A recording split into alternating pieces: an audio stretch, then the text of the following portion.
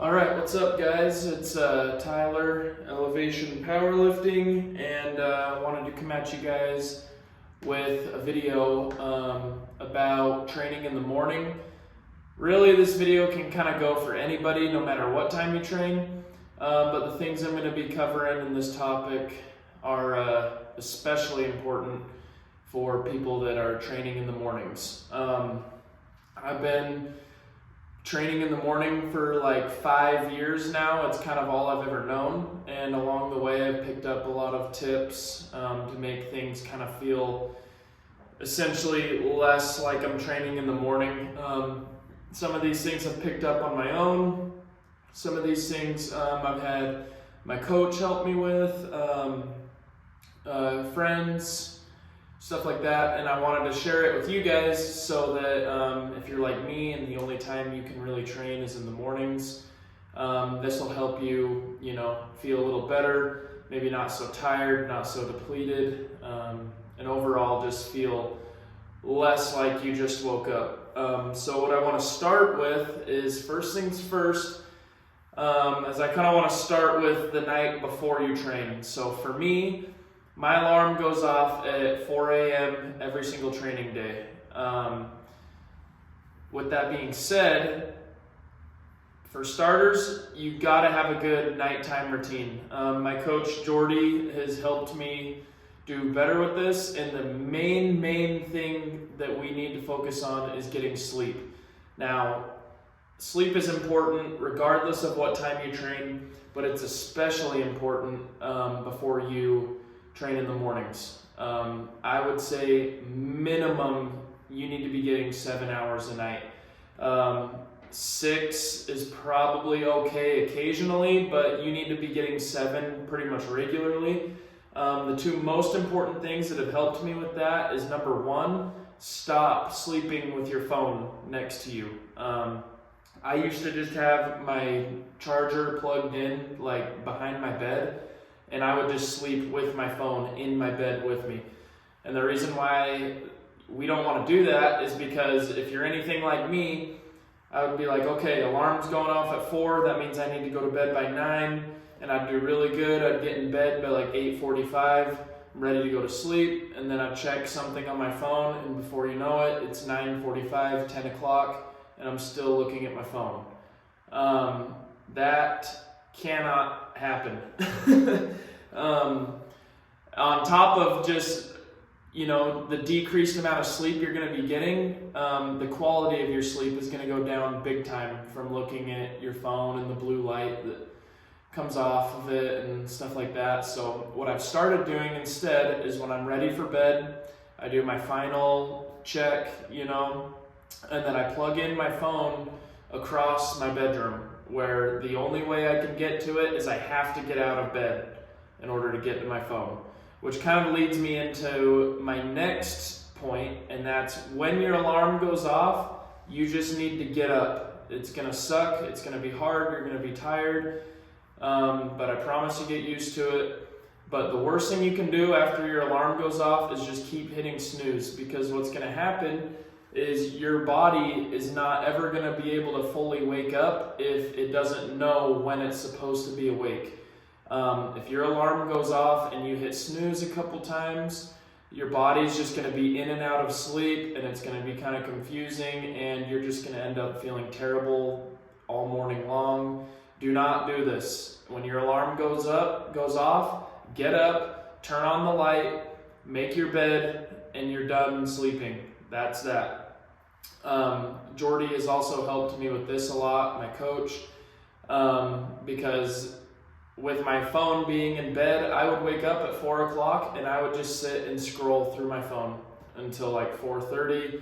Then I get a late start to the day, and I just feel groggy, and it's just bad news. So when your alarm goes off, you get up. If you have to get a regular alarm clock, do it. Keep your phone in the other room, whatever you need to do, but you need to go to bed when you say you're going to go to bed, and you need to get up when you say you're going to get up. There should be no excuse for this. This is an easy thing to take care of. It's low-hanging fruit, and not enough people are realizing the importance of this. So now that we're awake, we've made our bed, we've got our lights on, we're getting dressed. The number one thing that your body needs is electrolytes, water, and salt. Reason being is when you wake up, you are in your most depleted state. There is no part of the day where you will be more depleted than immediately when you wake up. So for me, because powerlifting is a weight class sport, of course I weigh in fasted. Every morning I weigh myself to see where I'm at. And the second I stepped off that scale, a couple things that I like to do is I fill up my water bottle. 700 milliliters is in this water bottle, almost a liter.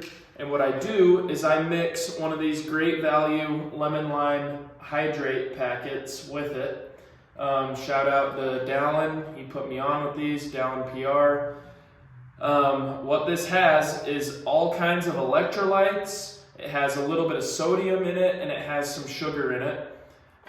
Mix that with 700 milliliters of water, and I drink that very first thing in the morning. I mix it with lukewarm water because drinking it cold is just going to take too long. And you know, if you're like me, you're probably training in the morning because you don't have time any other day, part of the day, and you got to get on with your day. So don't do things that it's easy to sit around and take forever, like sipping on cold water. Just mix it with warm water and drink it. This has got potassium, it's got chloride, it's got all your vitamin B's, sugar. This stuff has made me feel like so much better in the morning from how I used to feel when I used to wake up. This is huge. Getting electrolytes in, getting water in. Like I say, morning you are in your absolute most depleted state. And the goal of these things that I'm showing you that you should be eating and drinking in the morning is to kind of make it feel like you didn't just wake up. So first things first, liquid IV is good. These are good. These are cheaper. Great Value, lemon lime, Hydrate drink mix. You pause the video and take a picture of that if you need. Or you can DM me on Instagram and I'll send you a picture.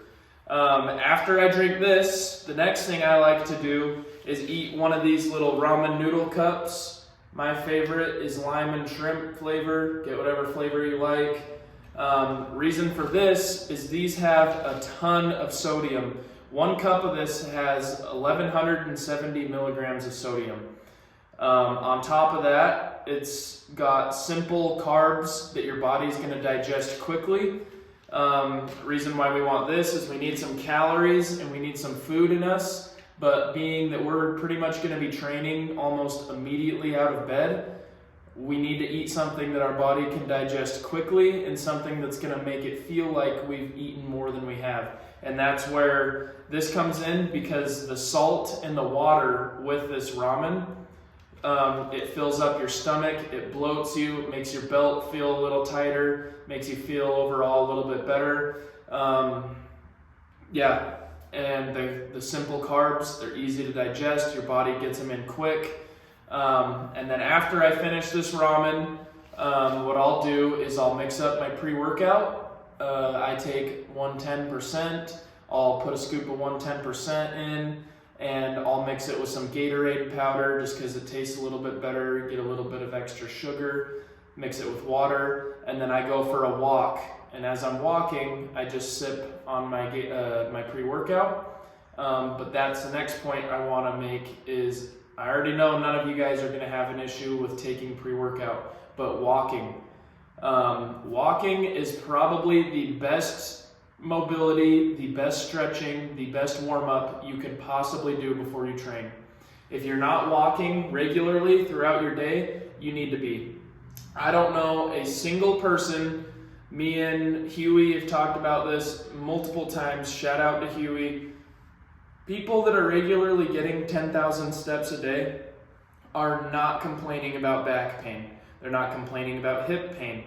They're not complaining about any pain because your body needs steps. You need to be active. That is the number one recipe for staying injury-free, for keeping your body fresh, for making those aches and pains go away. You need to walk. So, I take my Hydrate, I eat my ramen, I mix up my pre-workout, and I go for a walk. It doesn't need to be a long one. I would typically recommend at least minimum like 5 minutes. That's probably all I'm doing, is about 5 minutes. 10 minutes if you really want to get your steps in. And then after I walk, I have plenty of electrolytes in me. I have plenty of water in me because I mix my pre-workout with about 300 milliliters of water. So before I even start training, this has 50 calories in it. This has 280 plus the calories from my pre-workout and my Gatorade. I have, let's call that maybe 400 calories. I have 400 calories in my system, a liter of water, tons of sodium, before I've even gotten under a barbell. That is crucial when you're training in the morning, and even if you're training later in the day, it's still beneficial to get these things in you, but it's not as important because you've been eating and drinking and walking throughout your day as you've just been at work, at school, whatever. But in the morning, you don't have the luxury of just slowly getting it all in you, so you have to do it immediately. And these are the easiest ways to do it. It's the easiest way to get it down, and it's made a massive difference in my training. That's why I'm able to still progress and feel good and hit PRs, even though it's by the time I get under the barbell, it's about 5 a.m. I train at home, so I understand that makes things a little more convenient, but there's no reason why you can't mix this up with your water and drive to the gym while you're drinking this. Have it all drank before you even get to the gym. There's no reason why you can't warm this up before you go. Keep it in your car and just eat it in the parking lot before you walk into the gym. Eat it while you drive. There's no way that you wouldn't be able to do this. Keep your pre-workout in your bag. Mix it up while you're walking on the treadmill first thing when you get to the gym. These are super simple steps that are going to make a massive difference in your training.